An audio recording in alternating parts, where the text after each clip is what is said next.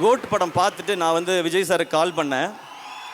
Call attend பண்ணி sir first சொன்னது hi bro அப்படின்னாரு. ஹலோ சார், சார் கோட் பயங்கர என்டர்டெய்னிங்காக இருந்துச்சு சார், சூப்பர் சார் அப்படின்னேன்.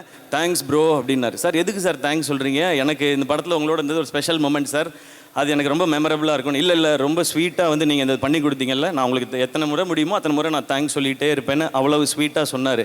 இதுதான் எங்கள் 2 பேருக்கு நடுவில் இருக்கிற இந்த ரிலேஷன்ஷிப். ஸோ இதுக்கு நடுவில் யார் என்ன பேசினாலும் அதை பற்றி நீங்கள் கவலையே படாதீங்க. மை டியர் ஃபேன்ஸ் ஆன பிரதர்ஸ் அண்ட் சிஸ்டர்ஸ், ஜனவரி 9ஆம் தேதி எல்லாரும் ஜனநாயகனை செலிப்ரேட் பண்ணுறீங்க தேட்டருக்கு போய்.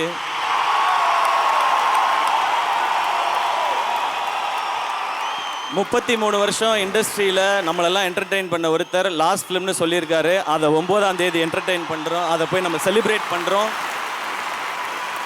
நெக்ஸ்ட் டே ஜனவரி 10ஆம் தேதி நம்ம படத்துக்கு வாங்க, பராசக்தியை செலிப்ரேட் பண்ணுங்க.